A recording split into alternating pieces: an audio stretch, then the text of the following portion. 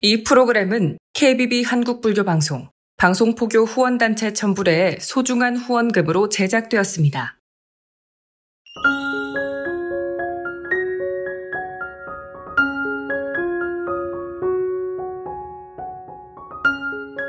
안녕하세요. KBB 한국불교방송 읽어주는 불교 설화 이야기 전설편 신현정입니다.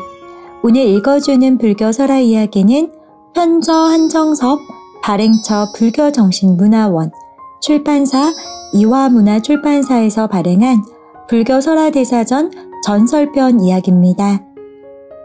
불교설화대사전은 각종 대장경과 여러 책자들 가운데 불교 관련 설화들만 간추려 정리한 것입니다. 그럼 지금부터 KBB 한국불교방송 읽어주는 불교 설화 이야기 시작하겠습니다.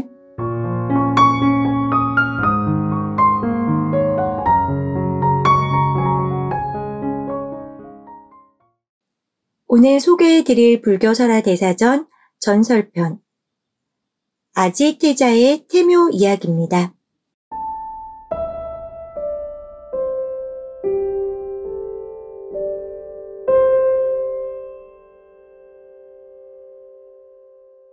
조선 제16대 임금 인조가 일갈의 난을 피해 공주로 피난 갔을 때였다. 왕과 함께 공주로 내려온 왕후는 피난지에서 옥동자를 분만하니 그가 바로 아지대사였다. 난중이긴 했지만 왕손을 얻게 돼 삼강과 조종 대신들은 모두 왕자의 탄생을 축하하며 기뻐했다. 왕후가 해산을 치르고 얼마 안 되어 아직 상고도 채 가시지 않았는데 상궁이 중전의 아래였다. 중전마마, 왜 그러느냐? 태를 태압에 담아 싸웁니다. 그럼 어서 묻도록 하여라. 당시 왕손의 태는 담아 무덤의 형식의 분을 만들어 묻었다 한다. 중전의 허락을 받아 아지대군의 태는 공주에서 가까운 계룡산에 정성스럽게 묻혔다. 궁을 떠나 피난지에서 태어나 아지대군은 주변이 어수선해서인지 태어나면서부터 잘 먹지를 않고 어쩐 일인지 자주 앉기만 했다. 갓난아기인지라 약도 맘대로 쓸 수가 없어 왕실의 걱정은 태산 같았다. 생각도 못한 왕비는 어느 날 나들이 차비를 하고 상궁을 불렀다. 상궁, 불공을 드리러 갈 터이니 즉시 절에 갈 준비를 하도록 하여라. 마마, 갑자기 불공은 어인일이십니까? 아직 몸도 성지 않으신데 뒤로 미루시는 것이 어떠할런지요? 그때 아기의 보채는 울음소리가 들렸다. 중전은 한숨을 지으며 말을 이었다. 아지대군이 저렇게 보채기만 하고 날이 갈수록 기력을 잃어가니 부처님께 영험을 빌어보려고 그런다. 왕후가 이틀 동안 계속 불공을 올리고 사흘째 되는 날이었다. 전날과 같이 몸을 정하게 단정하고 법당에 나가려는데 갑자기 소리도 없이 방문이 열리면서 붉은 도복을 입은 노스님 한 분이 거침없이 중전의 방 안으로 들어서는 것이 아닌가. 순간 중전은 놀라움을 금치 못했으나 스님의 위험스러운 모습을 보자 합장 배례를 했다. 신비감을 지닌 노스님은 우렁차면서도 자비로운 음성으로 중전에게 말했다. 서승은 계룡상에 있사온데 마마께서 왕자를 인하여 심려가 많다시다기에 이렇게 내려왔습니다. 하지만 어찌 기별도 없이 무리를 범한 듯하오나 일이 급하고 또 마마께 은밀히 전해야 할 말씀이 있어 이렇게 뵈러 왔사옵니다.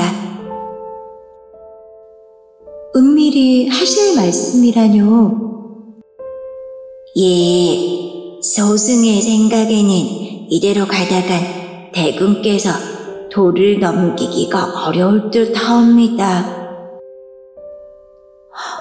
아니, 돌을 넘기기가 어렵다뇨. 스님 무슨 대책이 없을까요?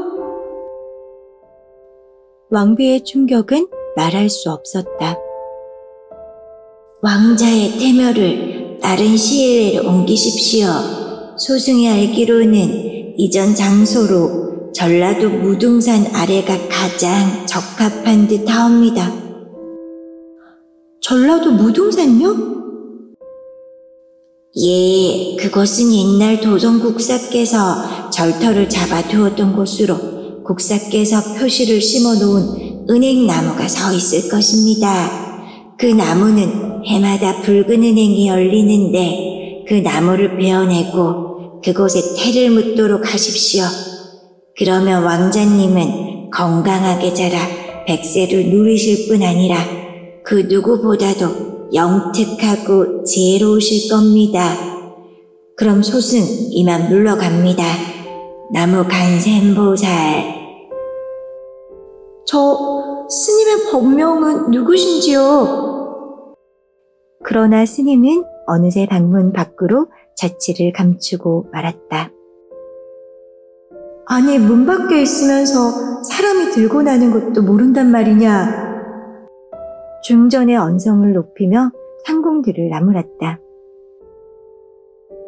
아무도 나가시는 곳도 들어오시는 곳도 보지 못했사옵니다, 마마. 괴이한 일이었다.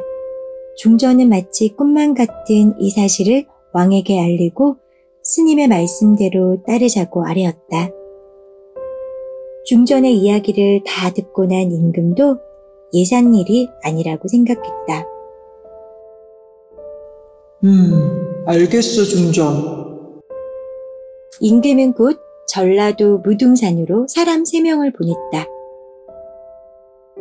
말씀대로 수백 년 묵은 은행나무를 발견한 그들은 지나가는 노빠에게 이 은행나무에 빨간 은행이 열리느냐고 물었다. 열리고 말고요. 아주 새빨간 은행이 주렁주렁 열린답니다. 전해오는 말에 의하면 도성국사가 절을 지으려고 그 표적으로 심은 나무라더군요. 이 말을 들은 신하 3사람은 급히 돌아와 임금께 사실대로 아뢰었다. 왕은 다시 명을 내렸다.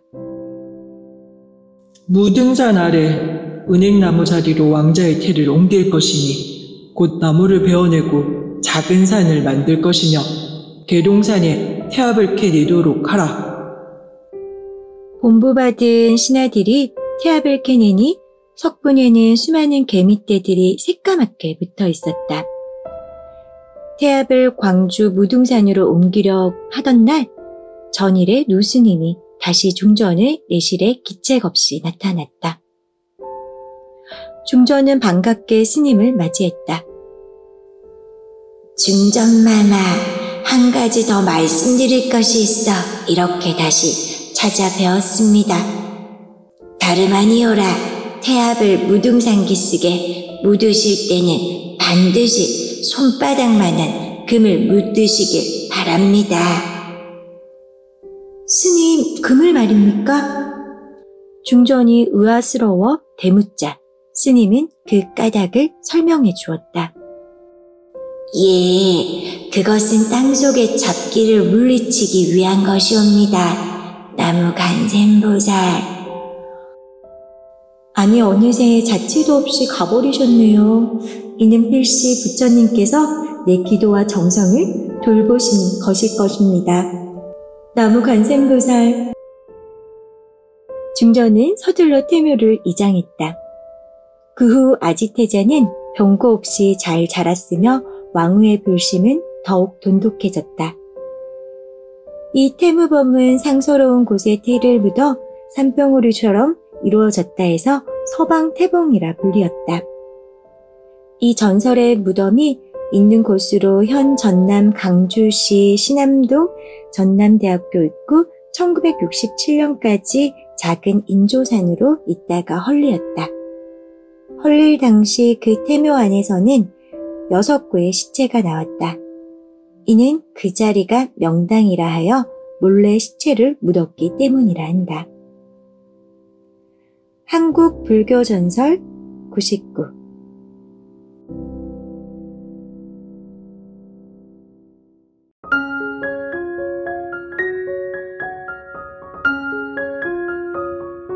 여러분, KBB 한국 불교 방송 읽어주는 불교 설화 이야기 여기까지입니다.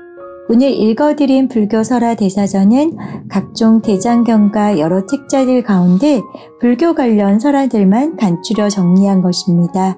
우리는 이 책을 통해 모든 존재의 인연 과보와 세상 여경을 볼 수 있으며 착하고 아름답고 진실한 인격을 완성하고 이 세계를 극락정토화할 수 있는지 그 단서를 깨달을 수 있는 지침서입니다. 이 책은 상하연권 1715페이지로 내용은 크게 비유, 본생, 인연, 인과, 영혼편으로 구성되어 있으며 어린아이들도 읽을 수 있을 정도로 쉬운 문장과 내용이 포함되어 있어 이야기가 전하는 깨달음과 울림의 깊이는 여타 처세서와 교육서 못지않습니다. 함께 해주셔서 감사합니다.